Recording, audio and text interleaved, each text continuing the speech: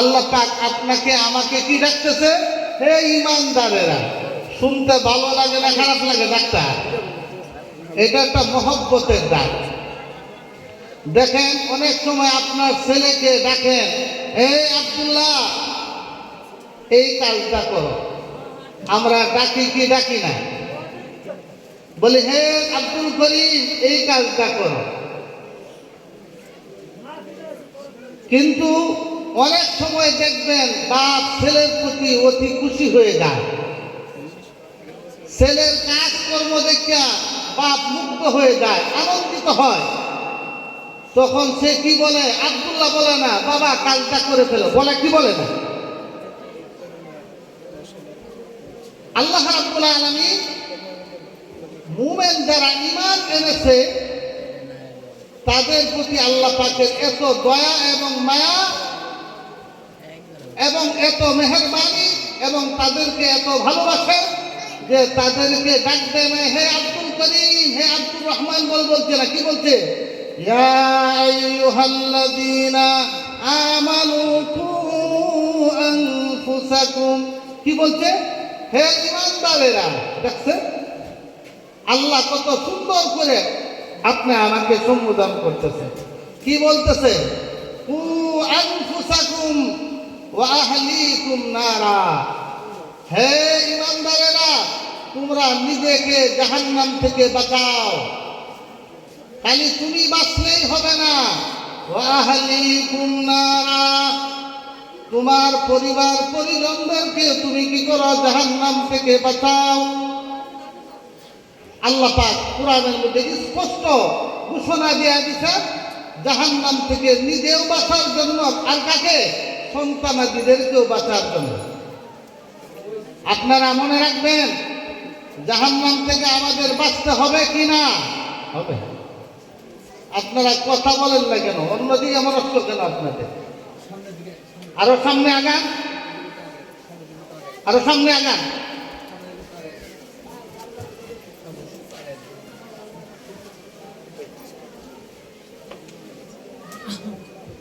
আল্লাহু আকবার। বলতেছিলাম আল্লাহ রাব্বুল আলামিন বলতেছে হে ঈমানদারেরা, তোমরা নিজেকে জাহান্নাম থেকে কি করো? বাঁচাও। জাহান্নাম থেকে আমাদের বাঁচতে হবে কি না? আল্লাহ জাহান্নাম থেকে বাঁচার জন্য রাস্তা বলছেন কি না? এখন ওই রাস্তাগুলি আমাদের গ্রহণ করতে হবে কি না? কোরআন এবং হাদিসের আলোতে বোঝা যায় আল্লাহ পাক বলছেন জান্নাত আল্লাহ রাব্বুল আলামিন, জাহান্নাম হারাম করছেন, জান্নাত ঈমানদারদের জন্য আল্লাহ পাক বরাদ্দ করছেন। তাহলে জাহান্নাম থেকে বাঁচতে হলে এক নম্বর কি লাগবে? ঈমান। আপনি একটা কথা মনে রাখবেন, এখন আমরা বলবো যে আমরা তো ঈমান এনেছি। না না, এই ঈমানের কাজ হবে। আল্লাহ রাব্বুল আলামিন কোরআনে কারীমের মধ্যে অন্য জায়গায় বলছেন ইয়া আইয়ুহাল্লাযীনা আমানুত্তাকুল্লাহা হাক্কা তুকাতিহি ওয়া লা তামুতুন্না ইল্লা ওয়া আনতুম মুসলিমুন।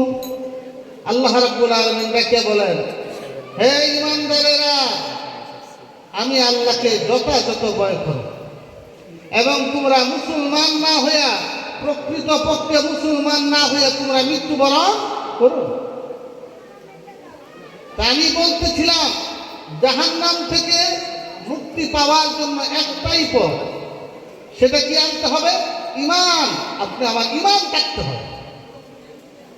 ঈমান, আপনি জানেন আমরা ঈমানদার, কিন্তু এই ঈমানের দ্বারা আমরা জান্নাতে যেতে পারবো না। খাঁটি ঈমান লাগবে, বেজাল মুক্ত ঈমান লাগবে। আমাদের দেশে কত নামদারি মুসলমান আছে না নাই? নামের মুসলমান হইলে হবে না। কিসের মুসলমান হইতে হবে? কামের মুসলমান হইতে হবে।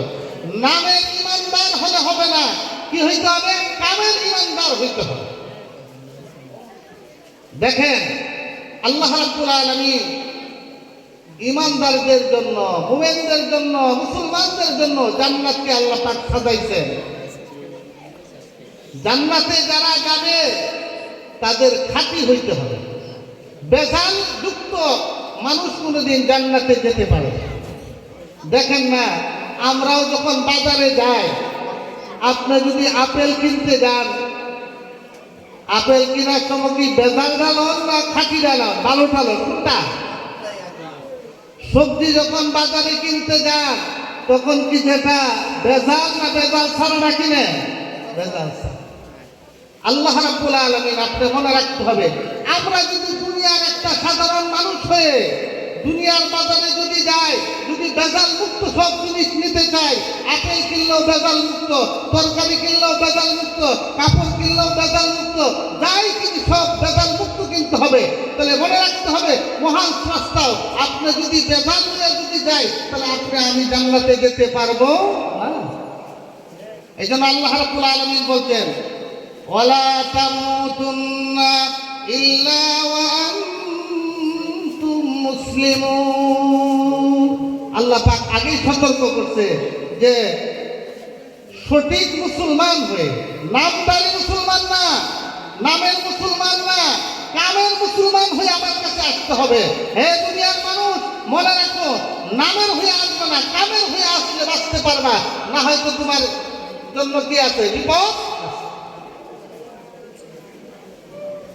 আপনি আমার খাঁটি মুসলমান হইতে হবে, খাঁটি ইমানদার হইতে হবে। রাসূল আকরাম সাল্লাল্লাহু তাআলা আলাইহি ওয়াসাল্লাম হাদিসে পাকের মধ্যে বলেছেন, খাঁটি মুমিন হইতে হলে কি লাগবে? খাঁটি মুমিনের কিছু গুণাবলী আছে, এইগুলি আমাদের অর্জন করতে হবে। যদি আমরা করি তাহলে আমরা খাঁটি মুমিন হইতে পারব। এক নম্বর, রাসূল পাক সাল্লাল্লাহু তাআলা আলাইহি ওয়াসাল্লাম বলছেন, খাঁটি মুমিন হইলে সর্বপ্রথম হইল আল্লাহ এবং আল্লাহর রাসূলকে ভালোবাসতে হবে। বলেন সুবহানাল্লাহ। আল্লাহ এবং আল্লাহর রাসূলকে ভালোবাসতে হবে। এখন কত কি পরিমাণ, কতটুকু ভালোবাসবো? আপনারা বলবেন, হুজুর আমরা তো আল্লাহকে ভালোবাসি, রাসূলকে ভালোবাসি। আমরা ভালোবাসি কিনা? এই ভালোবাসায় কাজ হবে না। এই ভালোবাসা জান্নাতে যাওয়া যাবে না। প্রকৃতপক্ষে মুসলমান মুমিন এবং ভালোবাসা হইতে হবে। কেমন ভালোবাসা হইতে হবে? রাসূল পাক সাল্লাল্লাহু তাআলা আলাইহি ওয়াসাল্লাম বলছেন, قال رسول الله صلى الله عليه وسلم لا يؤمن أحدكم حتى أكون أحب إليه من والده وولده والناس أجمعين। রাসূল আকরাম সাল্লাল্লাহু তাআলা আলাইহি ওয়াসাল্লাম বলেন, হে আমার উম্মতেরা, শুনো, তোমাদের ভালোবাসাটা আমি মুহাম্মদ সাল্লাল্লাহু আলাইহি ওয়াসাল্লামকে সবচাইতে বেশি কি করতে হবে? ভালোবাসতে হবে। খালি মুখে মুখে ভালোবাসলে এটার নাম ভালোবাসা না।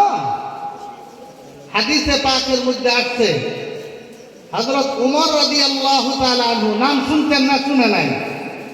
আমরা ওনাদের চিনি। উমর রাদিয়াল্লাহু তাআলাকে আমরা চিনি না? চিনি না। উনি হলো খলিফাতুল মুসলিমিন, দ্বিতীয় নাম্বার। কত বড় মানুষ! রাসূল আকরাম সাল্লাল্লাহু তাআলা আলাইহি ওয়াসাল্লাম উনার প্রশংসা করতে যায় বলছেন, রাসূল লাউ কানা বাদি নবিয়ান লাকানা উমর। রাসূল বলছেন, উমর এত বিচক্ষণ যে আমার পরে যদি কেউ নবী হইতো তাহলে উমর হইতো। বলেন সুবহানাল্লাহ।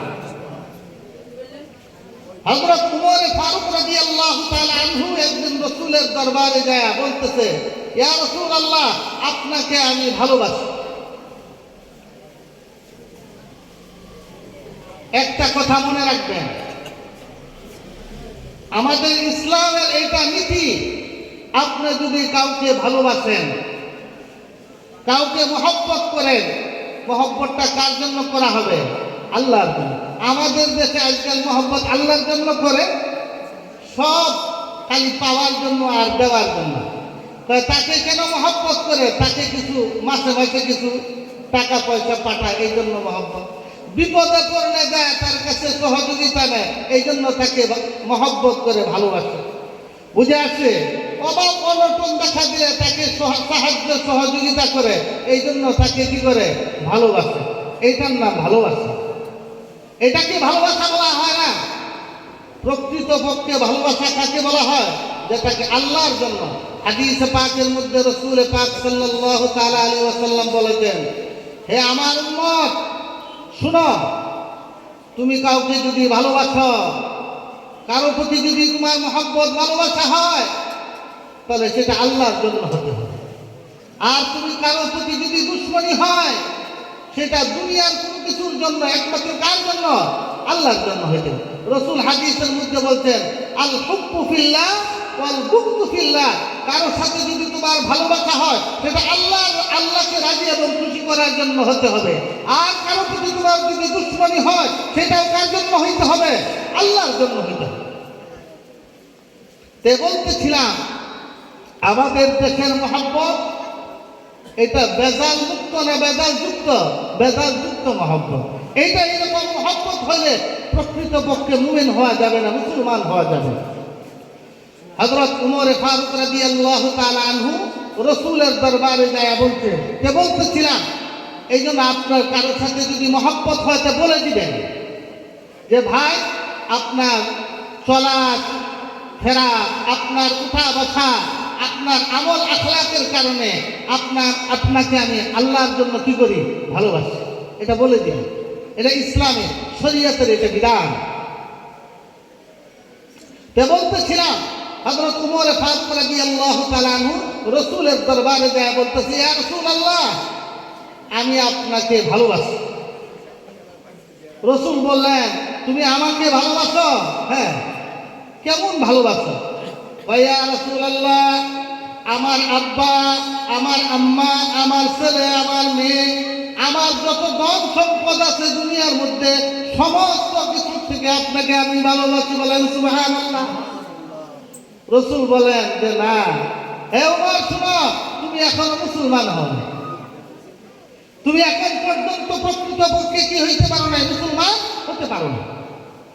রাসূল আকরাম সাল্লাল্লাহু তাআলা আলাইহি ওয়াসাল্লাম বললেন, হে ওমর, যতক্ষণ পর্যন্ত তুমি তোমার নিজের থেকেও বেশি আমাকে না ভালোবাসবে, ততক্ষণ পর্যন্ত তুমি প্রকৃত পক্ষে মুমিন হতে পারবে না, খাঁটি মুমিন হতে পারবে না, খাঁটি মুসলমান হতে পারবে না।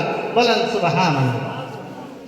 হযরত উমর ফারুক রাদিয়াল্লাহু তাআলা আনহু এখন বিপদে পড়ে গেলেন।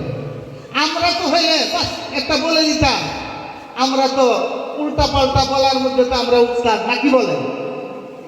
সত্যরে মিথ্যা, মিথ্যারে সত্য বলার মধ্যে আমরা পণ্ডিত। সাহাবায়ে কেরাম, তাদের মধ্যে কোনো কৃত্রিমতা ছিল না, বানাওয়াট এইগুলি তাদের মধ্যে ছিল না।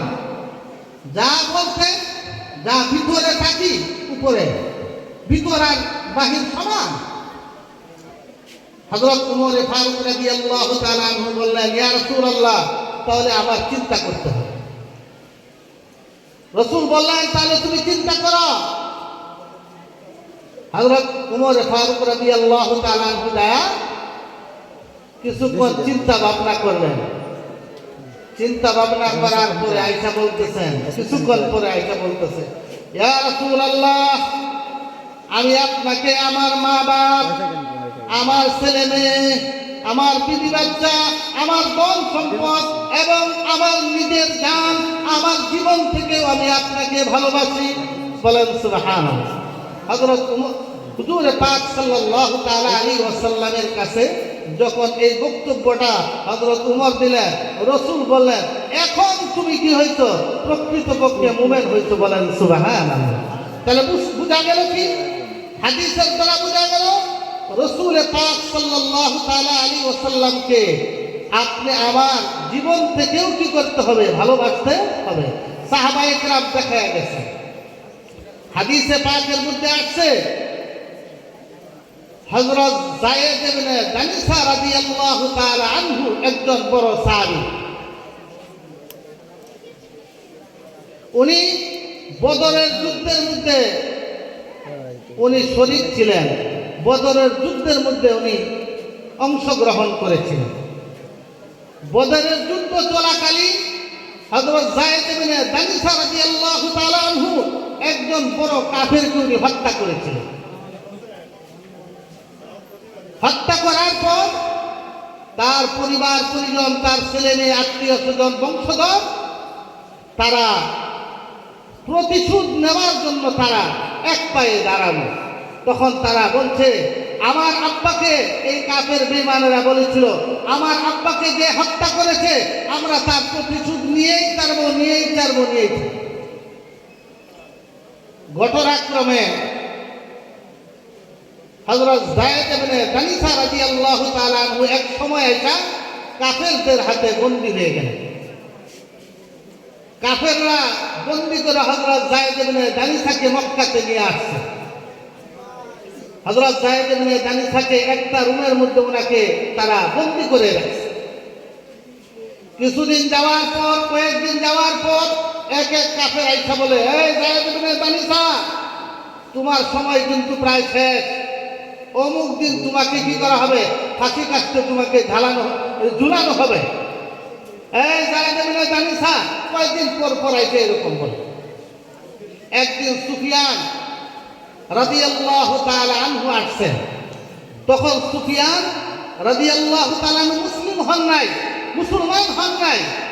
আয়েশা হযরত যায়েদ ইবনে দানিসা রাদিয়াল্লাহু তাআলা আনহুকে বলতেছেন, এ যায়েদ ইবনে দানিসা, শুনো, আগামী কালকে তোমাকে ফাঁসি কাস্টে তোমাকে ঝুলানো হবে, কিন্তু তুমি চিন্তা করো, তোমার জন্য একটা সুযোগ আছে।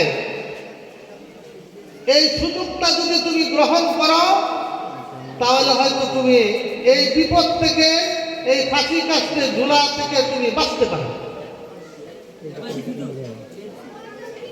হযরত যায়েদ ইবনে দানিসা রাদিয়াল্লাহু তাআলা আনহু বললেন, এই সুযোগটা কি, আমার বাঁচার সুযোগটা কি বলো? তখন আবু সুফিয়ান রাসূল পাক সাল্লাল্লাহু তাআলা আলাইহি সাল্লামের দূর শত্রু ছিল। রাসূলের নাম শুনলে তার শরীরে আগুন ধরে যেত। হযরত যায়েদ ইবনে দানিসা রাদিয়াল্লাহু তাআলা আনহু জিজ্ঞাসা করলেন, হে আবু সুফিয়ান, আমার সুযোগটা কি একটু বলো? মানুষ নিজের জান বাঁচাইতে চায় কিনা? এই জগতের মধ্যে মানুষ নিজের টাকা পয়সা, সন্তান আদি, বিবি বাচ্চা সব কিছু বিসর্জন দিয়ে হলেও নিজেকে কি থাকতে চায়, বাঁচতে। হযরত যায়েদ ইবনে দানিসা, উনি তো মানুষ ছিলেন, বলছে, আমার সুযোগের কথাটা একটু বলো, কেমনে আমি বাঁচতে পারবো? তখন আবু সুফিয়ান ওনাকে বলছিল, হে যায়েদ ইবনে দানিসা, তুমি যদি এই কথাটা মেনে নাও, তুমি যদি এই কথার উপর রাজি হও, তুমি যদি এই শর্তের উপর সন্তুষ্ট থাকো, তাহলে তোমাকে আমরা মুক্তি দিয়ে দেব। হযরত যায়েদ ইবনে দানিসা রাদিয়াল্লাহু তাআলা আনহু বললেন, বলো কি সুযোগটা, কি শর্ত তোমাদের? বলছে যে আগামী কালকে 12টার সময় তোমাকে ফাঁসি কাস্টে ঝুলানো হবে। আমাদের সিদ্ধান্ত হয়েছে, তুমি যদি এটাতে সন্তুষ্ট হও যে তোমার জায়গার মধ্যে মুহাম্মদ সাল্লাল্লাহু তাআলা আলাইহি ওয়াসাল্লামকে ফাঁসি কাস্টে ঝুলানো হবে, এটার প্রতি যদি তুমি সম্মতি দাও, তুমি যদি রাজি হও, তুমি যদি এটাকে পছন্দ করো, তাহলে আমরা তোমাকে এমনি মুক্তি দিয়ে দেব। নাউযুবিল্লাহি মিন যালিক। হযরত যায়েদ ইবনে দানিসা, ভালো করে শুনেন, উনি সুফিয়ানের সামনে রাগান্বিত হয়ে বললেন, এই বেঈমান কাফের, সমস্যা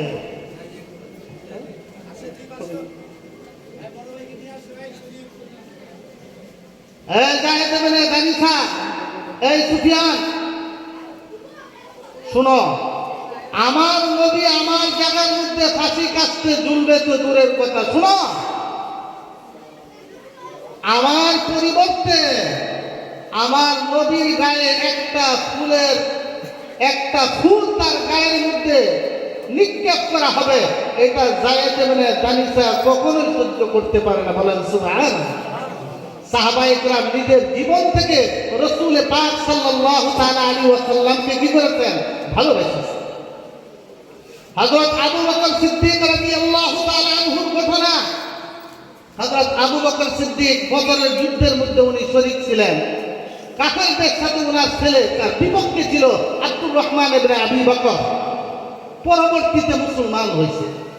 মুসলমান হওয়ার পর যা বলতেছে, আব্বা বদরের যুদ্ধের সময় আমার তরবারির সামনে তুমি 3 বার এসেছিলে, আমি ইচ্ছা করলে তোমাকে হত্যা করতে পারতাম, কিন্তু আমি মনে মনে চিন্তা করলাম আমার তো আব্বা, ওনাকে আমি কিভাবে হত্যা করি?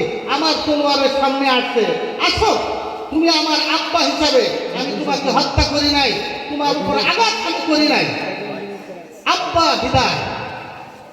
দেখেন হযরত আবু বকর রাদিয়াল্লাহু তাআলা আনহু শুনে বলতেছে, হে আব্দুর রহমান শুনো, তুমি এটা বলতেছো বদরের যুদ্ধে যদি তুমি আমার তলোয়ারের সামনে আসতে, তাহলে সর্বপ্রথম তুমি আমার রাসূলের দুশমন, তোমাকে সর্বপ্রথম আমি কতল করতাম। বলেন সুবহানাল্লাহ। তুমি সন্তান, আমার রাসূলের সামনে তুমি আমার সন্তানের অগ্রাধিকার হতে পারে না। তোমার আমার রাসূল সবার উপরে, তোমার উপরে আমার রাসূল, আমার সন্তান, আমার বিবি বাচ্চা, এগুলো অনেক দূরে। আমি তুমি রাসূলের সন্তান হিসাবে আমার ছেলে হও, আমার যাই কিছু হও, তোমাকে আমি সর্বপ্রথম কি করতাম? হত্যা করতাম। তে বলতেছিলাম সাহাবায়ে কেরাম তাদের রাসূল পাক সাল্লাল্লাহু আলাইহি ওয়াসাল্লামের মহব্বত এবং ভালোবাসা তাদের জীবন থেকে, তাদের বিবি বাচ্চা থেকে, সব কিছু থেকে দেখাইছেন। ছোট্ট করে একটা ঘটনা বলে আমি শেষ করে দিতে এসে গেছেন। উহুদের যুদ্ধের ঘটনা। উহুদের যুদ্ধের মধ্যে অনেক লম্বা ঘটনা, সময়